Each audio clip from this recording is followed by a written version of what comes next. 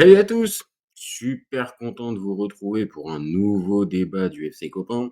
Alors, à cette heure-ci, vous le savez un petit peu, pour si vous avez l'habitude de suivre les lives nocturnes du FC Copain, je suis tout seul pour faire ce débat. Mais je pense que là, ce soir, c'est un peu l'heure d'ouvrir un débat. Je pense que là, ce soir, c'est un peu l'heure de s'occuper du cas Bruno Genesio. Donc, comme d'hab, hein, les copains, hésitez pas, un petit like, un petit commentaire pour, entretenir le live et entretenir le débat. Abonnez-vous si vous n'êtes pas abonné. Enfin bon, faites en sorte que, en gros, ce live puisse être vu par, tout un tas de gens et qu'on puisse faire une vraie discussion sur le cas Bruno Genesio, vu que je suis tout seul. Bon, la question elle est posée: pourquoi Bruno Genesio doit quitter le LOSC? Alors, moi, je vous donne mon avis. Ce soir, j'ai regardé le LOSC. Pour personne, je suis pas supporter, lillois, mais ce soir, j'ai voulu regarder le LOSC en me disant: «Allez, barrage d'Europa League, Étoile rouge de Belgrade», moi qui suis un peu un ancien, ça me rappelle des beaux souvenirs, mais bon, on va pas se mentir, c'est plus l'Étoile rouge de Belgrade de la grande époque. Mais l'affiche me paraissait intéressante et je vais être très clair, j'ai été super déçu par ce que j'ai vu. Alors, je pense que, il y a une partie, c'est lié, on va dire à la tournure en ce moment des événements du côté de Lille. Il y a quelque chose qui déconne, il y a pas de réussite et peu de jeu offensif. Et puis, assez logiquement dans ce genre de match, si tu mets pas l'intensité nécessaire, même si en face tu as pas un cadre européen, bah, l'étoile rouge, finit par l'emporter, je vais pas dire ultra, logiquement, mais, j'ai pas senti vraiment, que Lille était vraiment en mesure de revenir dans le match. Donc, bah, forcément, on en arrive à la question de Bruno Genesio. Est-ce que Bruno Genesio, dans cette histoire, c'est lui le principal responsable de ce que j'ai pu voir ce soir et ce qu'on voit globalement depuis plusieurs semaines côté lillois? Ou est-ce que c'est les joueurs? Donc c'est pour ça je pose la deuxième question. Est-ce que c'est lui le principal fautif de la «crise» entre guillemets? Parce qu'il reste encore en lice en Europa League, il y a un match retour et en Europa League, en Ligue 1, ils sont pas complètement détachés. Les 4 premières places me paraissent compliquées, à aller chercher, mais bon, bon an mal an, tout n'est pas acheté. Maintenant, moi je pense dans ce que j'ai pu voir, j'ai l'impression que le groupe, c'est pour ça que j'aimerais bien avoir votre avis s'il y a des supporters lillois sur le chat. Moi j'ai senti qu'en fait, il était démuni en fait le garçon et que, il arrive au bout un peu de son expérience. Donc, j'ai regardé un peu les stats de l'ami Bruno Genesio, je vous partage. Les stats de Bruno Genesio, ça nous donne quoi? Ça nous donne, Lyon, Beijing, Guan, Stade Rennais et Lille. Tout en haut, vous avez la moyenne de points par match et donc on est à 1,65 là du côté de Lille, ce qui en soi est pas déshonorant, 41 victoires, 16 nuls et 27 défaites, c'est pas déshonorant quant à Lille. Maintenant, c'est plus la série actuelle, en fait, et depuis début 2026, en fait, c'est pas bon du tout, en fait. Lille, je crois, a marqué 2 buts depuis 2026, 1 penalty contre Fribourg et de mémoire, le dernier match contre Brest où ça fait un partout. Donc ça fait quand même moyen et voilà, hormis à Beijing-Guan, bah, Bruno Genesio, c'est jamais plus de 2 points par match. OK, il a pas eu que des grosses écuries dans sa carrière, mais c'est quand même pas dingo non plus, ce qu'on peut avoir, sur Bruno Genesio et il y a un peu la question au niveau de sa hype. Une grosse hype autour de Bruno Genesio parce qu'il a battu Guardiola, parce qu'il a battu Mourinho, parce qu'il a battu Ancelotti et il y en a encore quelques autres dans la liste. Mais factuellement, Bruno Genesio, c'est quand même compliqué, on va dire, de valider les objectifs. Sur certains matchs et sur certains coups, bah oui, force est de constater qu'il réussit. Mais on va dire, sur le long cours, je me rappelle de Rennes, il n'arrive pas à les qualifier pour la Ligue des Champions, alors que c'était un objectif.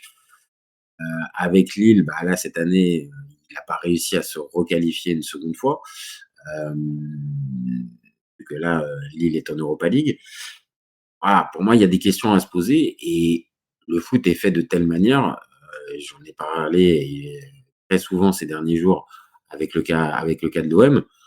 Moi, je sens en fait que le groupe lillois répond plus forcément au, au challenge, proposé. Donc est-ce que c'est lui mentalement qui a lâché? Est-ce que c'est lui qui, on va dire, est au bout de son histoire? Parce que, 84 matchs, il est arrivé il y a pratiquement 2 ans maintenant, plus d'1 an et demi. Est-ce qu'il est au bout de son histoire? Peut-être, peut-être, mais quand on regarde un petit peu, ce qu'il a pu faire là cette année en Europa League, bah, ça illustre ça en fait. Il y a le gros coup contre la Roma, aller gagner là-bas, donc il se rajoute la fameuse, victoire contre un grand nom, contre Gasperini, donc ça entretient la légende. Mais, dans la liste, il y a quand même des défaites contre le PAOK, déjà une défaite contre l'Étoile rouge de Belgrade, défaite contre les Young Boys, défaite contre le Celta. Et ça rejoint un peu ce que je disais tout à l'heure, c'est-à-dire que c'est un entraîneur plutôt de coups, mais pas de continuité. Et est-ce qu'à Lille, on a besoin de coups ou de continuité? Je pense que là, il y a besoin de continuité parce que financièrement, tu as besoin quand même de rentrer dans les objectifs. Là, une élimination contre l'Étoile rouge de Belgrade, voilà, hormis le côté, prestigieux de l'Étoile rouge, ça reste un championnat mineur maintenant, le championnat serbe. Donc se faire éliminer à ce moment-là, ça ferait vraiment tâche. Et moi, la question que je pose, c'est, est-ce qu'il est le seul responsable de cette crise à Lille? J'aurais envie de vous dire que oui, en fait. Il y a un côté, j'ai envie de dire que oui, parce que, l'effectif, il est quand même intéressant du côté lillois. Il y a quand même de la qualité, à dire quasiment à tous les postes, même si, je suis un peu sceptique sur certains. Côté le goal, moi je suis pas forcément fan d'un Hauser, mais il y a quand même de la qualité dans cet effectif. Maintenant, voilà, soit Lille se dit que vraiment la saison elle est terminée et les pauvres entraîneurs, Jonathan Lemay, pourquoi tu dis les pauvres entraîneurs? Parce qu'ils sont tout de suite les premiers fusibles? Toi, tu garderais plutôt, Bruno, Jonathan? Dis-nous. Je suis peut-être un peu dur, hein. Moi, je pose le débat.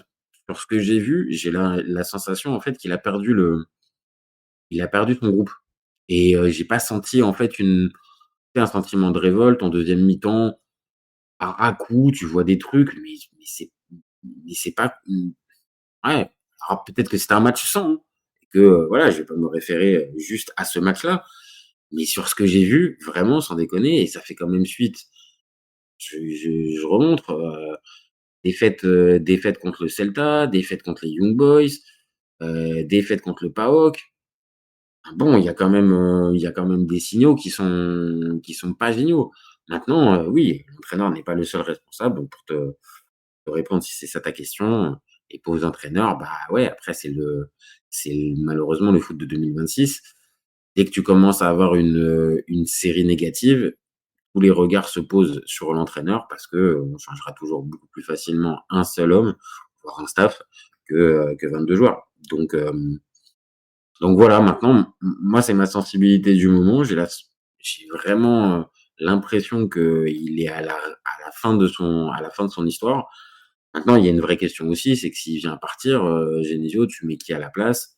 L'OM vient de se poser la question. Est-ce que tu fais véritablement un upgrade si tu l'enlèves? Alors, Jonathan, tu nous dis: «Mieux être joueur sérieux, ils en prennent plein la gueule. Pourtant, même à l'OL, il était adjoint, il avait géré. Mais ouais, je suis lyonnais. Je pense qu'il faut laisser aux joueurs comme aux entraîneurs un peu de temps». Bah, moi, je veux bien. Mais tu vois, il va boucler sa deuxième saison, Genesio. Donc est-ce qu'on se dit là maintenant, à cette période de la saison, bon bah OK, la saison est globalement plutôt mal embarquée, mais c'est pas grave, on termine avec lui. Quelqu'un je peux comprendre parce que, comme tu dis, prime à la stabilité et tout ça. Ou tu essaies de réveiller un minimum quelque chose, parce que tout n'est pas mort sur cette saison et auquel cas tu tentes un électrochoc. Maintenant voilà, faut voir aussi la tête de l'électrochoc, faut voir s'il part, qui tu mets à la place. Mais je trouve que Genesio, peut-être sur le début, il arrive à créer quelque chose et il avait fait la même chose du côté de Rennes. Donc pour moi, c'est pas un mauvais entraîneur.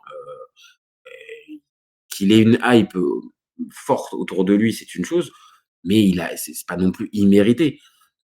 Maintenant, maintenant il bénéficie aussi, d'un certain passe-droit, on va dire dans la presse. Il a certains relais dans la presse qui, dire l'aident un petit peu.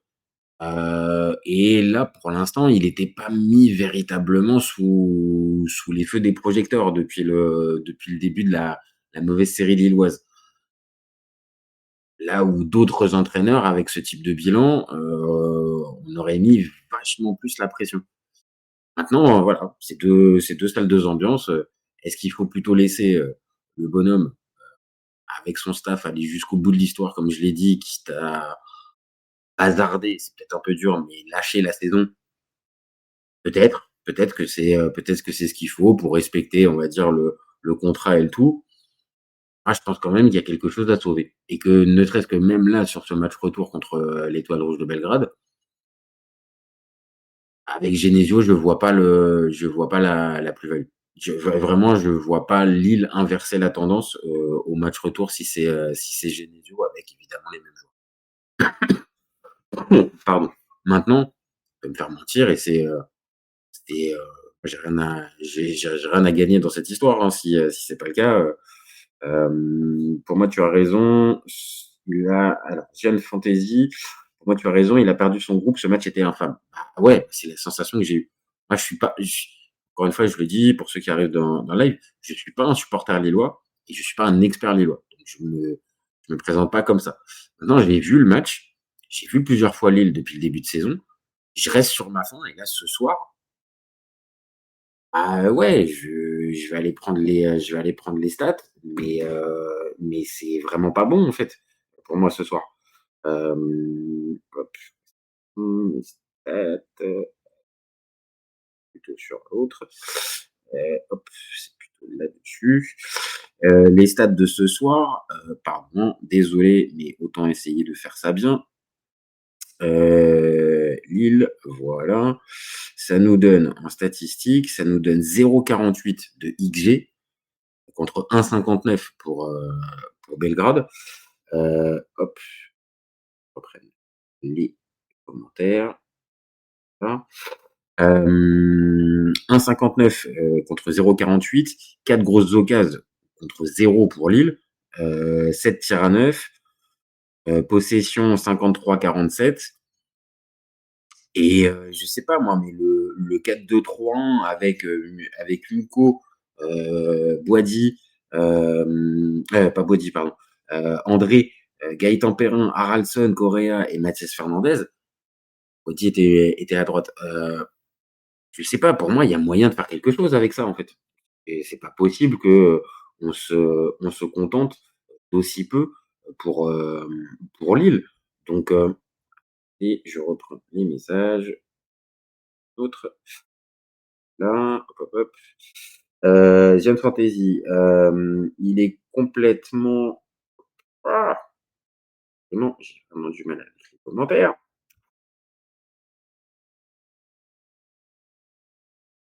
Il y a un souci, j'arrive pas à le retrouver.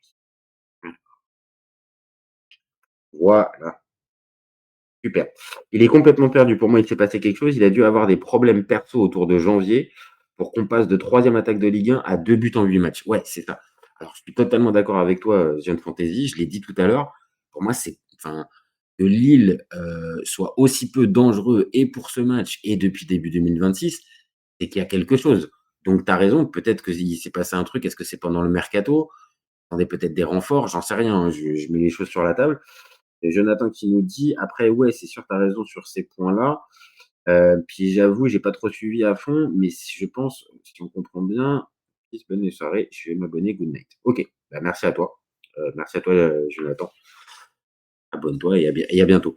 Bah, Zion pour répondre à Fantasy, pardon. Pour te répondre, moi j'ai aussi la sensation que depuis 2026, il y a en tout cas de l'extérieur, ça s'est accéléré la chute. Maintenant, est-ce que toi tu sais s'il s'est passé véritablement quelque chose dessus pendant cette période? Ou, heu, ou c'est indépendant? Peut-être que, comme je le dis, Genesio, à un moment donné, dans toutes ses équipes, il finit par perdre un petit peu comment dire? Le fil et les objectifs. Moi, je me rappelle de Lyon, sur la fin, bah, c'est justement même pour ça qu'il ne reste pas.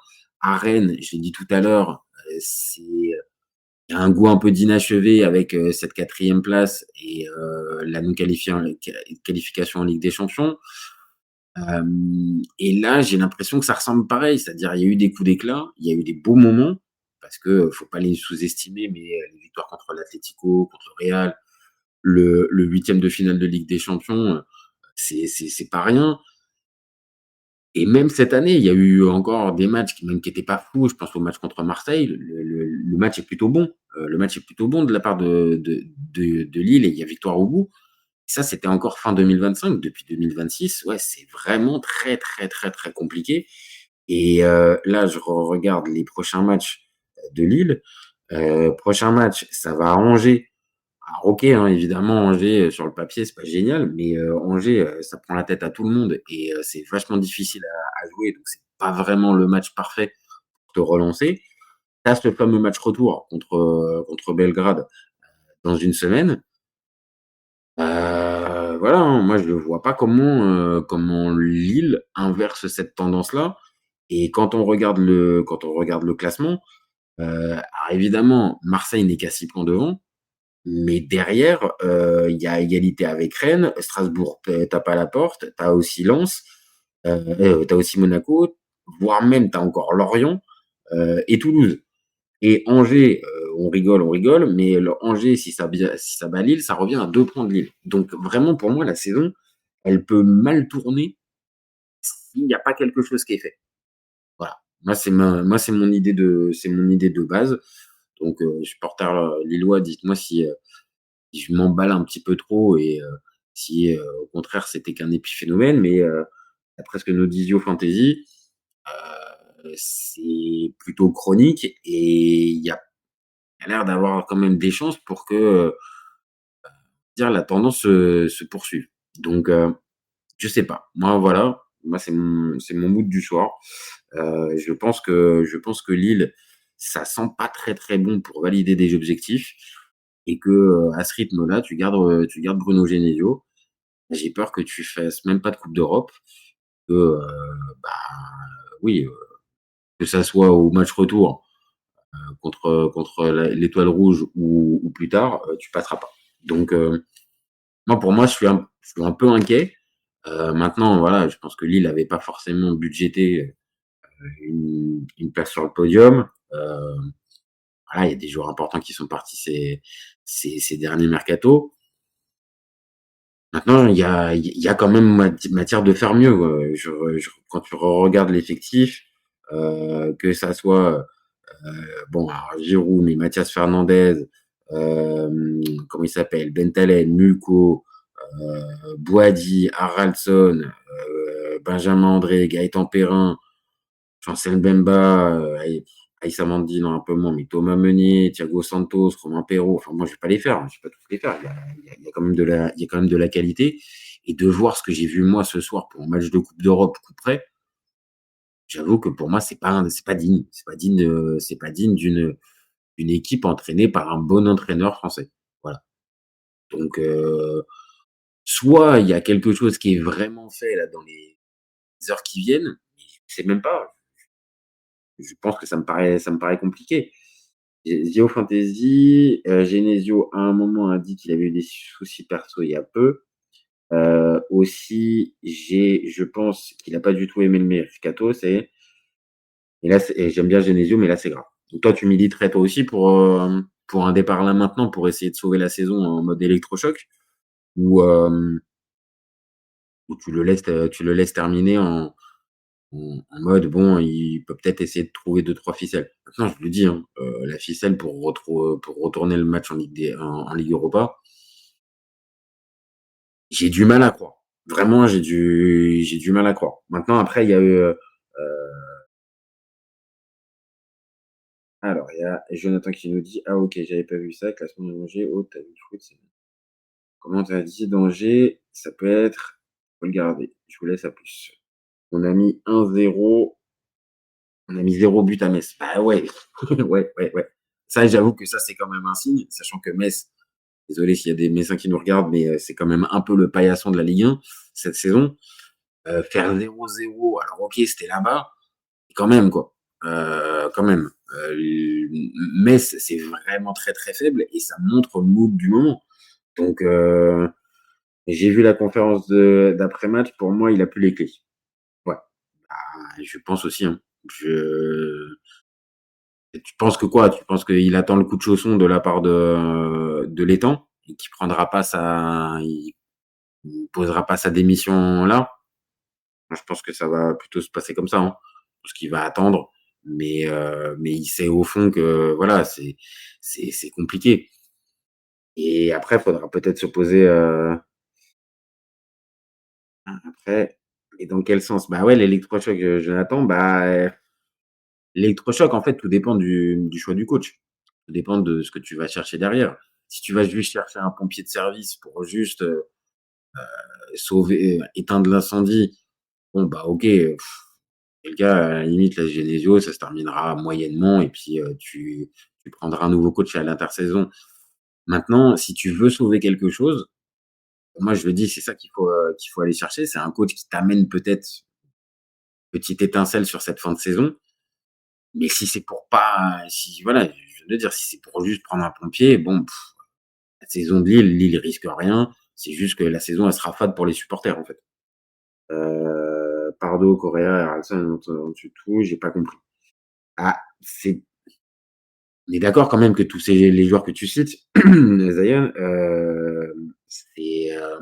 c'est quand même des joueurs, j'allais dire frissons, mais bon, on se calme, mais c'est des bons joueurs. Moi, il y a une question, peut-être que je vois ça un peu peut-être de loin, mais est-ce que, la blessure d'Igaman aussi n'a pas, conditionné en fait cette saison lilloise? Parce que pareil, je dis ça, je vois ça de loin, mais depuis qu'il n'est plus là, depuis qu'il a eu sa blessure contre Marseille, mine de rien, ça tout saute un petit peu depuis ça. Alors que son début de saison avait été super, super emballant. Là derrière, il a fallu que Giroud, bah, mine de rien, il soit le joueur, le joueur référence de ton attaque. Il joue beaucoup trop à mes yeux. Hem, voilà, tu vois? J'ai pas compris, ça pourra pas être pire. Moi, je l'enlève, ça pourra pas être pire. Je pense je pense que l'ami Genesio, voilà, on est 2. Tu m'as l'air d'être supporter lillois. Je pense que si tu dis ça, j'ai eu, j'ai regardé un petit peu tout à l'heure sur Twitter, un peu la tendance. Maintenant, voilà, on sait très bien que Lille, sans faire offense aux supporters, je pense pas qu'il va y avoir de grosses pressions sur Genesio, parce qu'encore une fois, il y a pas mort d'homme, en fait. Même si le contenu, comme tu l'as dit, est infâme et que c'était pas bon, non, voilà, Lille a pas pris 4-0, il est pas en train de jouer le maintien, enfin, on n'est pas sur la saison de Nice, tu vois? Donc, pour moi, il y aura pas de pression populaire et ça va juste être, le président qui normalement connaît le foot, sans que là, à ce moment-là, bah, tu es obligé de passer par autre chose. Alors, Cyril qui nous dit: «Tu penses que Jacques Santini Jacques Santini pourrait être une alternative au remplacement de Pape Géné?» Alors je souhaite pas aux Lillois, vraiment je souhaite pas aux Lillois que ça soit Jacques Santini qui reprenne la suite parce que Jaco, je crois que Jaco, il est quand même bien rincé, hein. Je pense qu'il faut le laisser, il faut le laisser tranquille. Hem, et sans aller jusqu'à, Jacques Santini, tu peux aller, chercher, un autre type de coach qui peut, peut-être, on va dire te relancer un truc. Bon alors je sais, supporters lillois, vous énervez pas, mais voilà, je me dis qu'un Will Steele, terminer la saison à cette heure-ci, il peut peut-être te remobiliser certains gars, machin. Bon, après j'avoue, il est passé par Lens, c'est peut-être pas le meilleur, c'est peut-être pas la meilleure idée, mais je sais pas, tu vois, un coach un petit peu comme ça qui arrive avec un discours différent. Je pense que là, il y a besoin d'un discours différent pour les joueurs. J'ai vu au regard de ce que j'ai vu, je pense que là, je il te faut un autre discours pour les remotiver, pour les reconnecter, peut-être un autre schéma tactique, peut-être une autre approche. Pas sans aller jusqu'à intellectualiser de dingue, mais peut-être proposer quelque chose d'autre, même à l'entraînement, les remotiver. Après, c'est triste aussi parce que ça veut dire qu'un entraîneur, les durées de vie, elles sont courtes et tout ça, mais maintenant ça fait partie du process, on va dire, dans le foot. Donc, on peut plus forcément s'arrêter en se disant: «Bah, ouais, c'est peut-être là, il semble avoir perdu le groupe». On voit les matchs, les performances, elles sont plus là. Bon, Bruno, compliqué, quoi.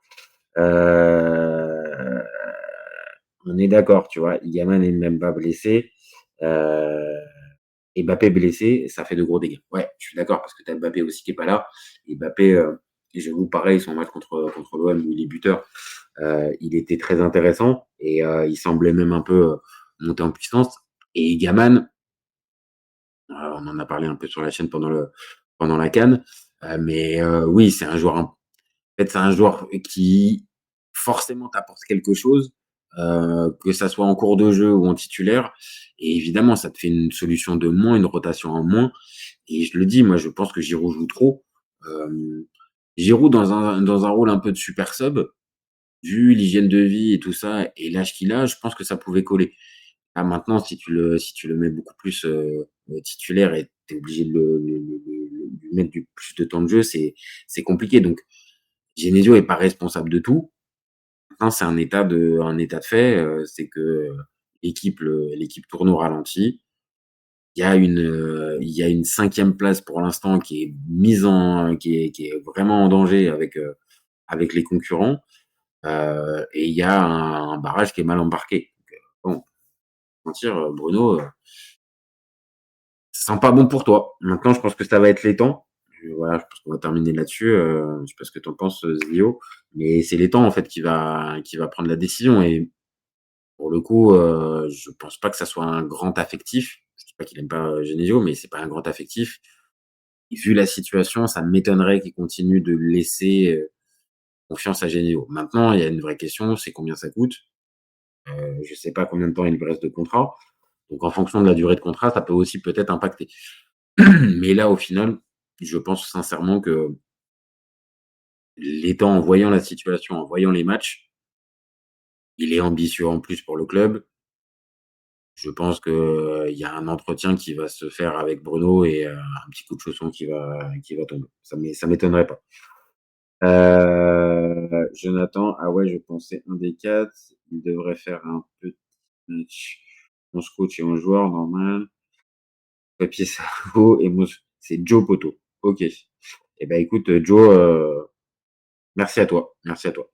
Et ton allez l'OL, bah écoute, je vais pas le partager parce que je suis pas supporter lillois, lyonnais, mais écoute, tu as placé ton allez l'OL. Et pour, bah, le LOSC, voilà, hein. Dis-moi juste,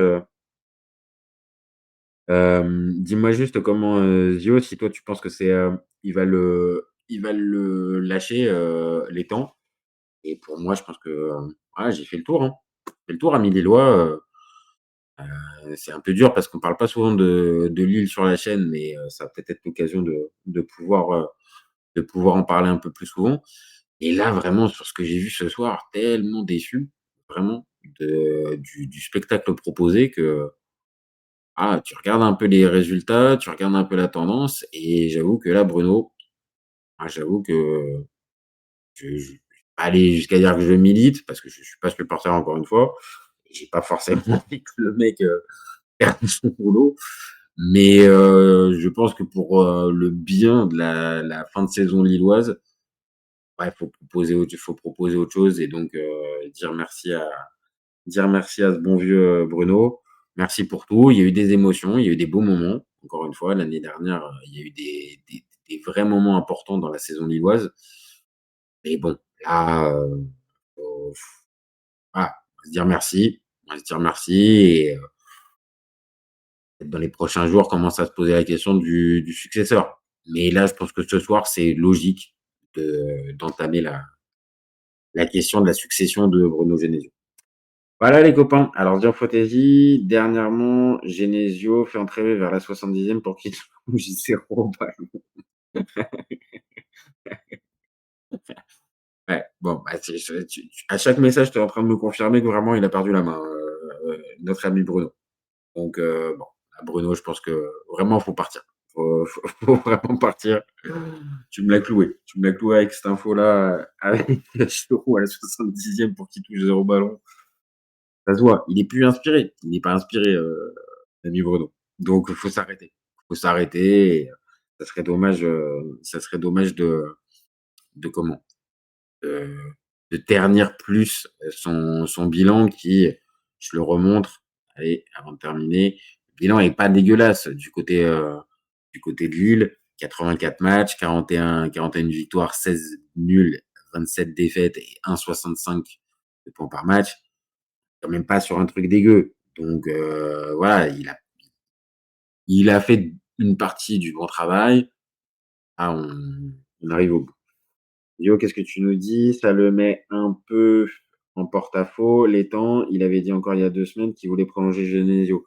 Alors, si tu veux une référence, hein, il aura fait comme Pablo Longoria qui a dit, 2 semaines avant que De Zerbi parte: «Je veux que De Zerbi soit le Diego Simeone de l'OM» et je pense qu'à un moment, et ça serait un autre débat, mais je pense qu'à un moment donné, les directeurs sportifs, les présidents, à force d'user de la com, heu, bah, il y a quand même pas mal de moments où ça se retourne contre eux. Et ça serait bien qu'en fait, ils arrêtent d'utiliser la com à cette hauteur-là, à chaque fois pour essayer de défendre, un mec contesté ou tout ça. Généralement, arrête parce que finalement, ça se retourne contre toi. Donc là, cette fameuse déclat, je l'avais pas. Mais si j'avoue, il a dit il y a 2 semaines qu'il voulait prolonger Genesio, voilà, j'espère qu'il a les genoux solides, pour pouvoir, continuer de dire ça. Parce qu'encore une fois, sur ce que j'ai vu, ah, est compliqué arriver à prolonger Bruno Genesio. Mais bon, écoute, on verra bien, c'est le terrain qui va nous montrer, mais je serais quand même pas étonné, voilà, je termine dessus, je serais quand même pas étonné si dans les 24-48 heures, il y a un petit message avec une notif qui nous tombe sur Bruno. Voilà. Ah, je terminerai là-dessus. Voilà les copains, bah merci, merci à toi Zio Fantasy, merci à toi Joe, d'avoir participé, merci aux autres d'avoir été, sur le chat. C'était bien sympa de parler de Lille et n'hésitez pas, hein, comme je l'ai dit au début de ce live, à commenter, à liker, à vous abonner. C'est ce qui nous donne de la force, c'est ce qui nous donne envie de continuer et continuer à prolonger le débat avec vous.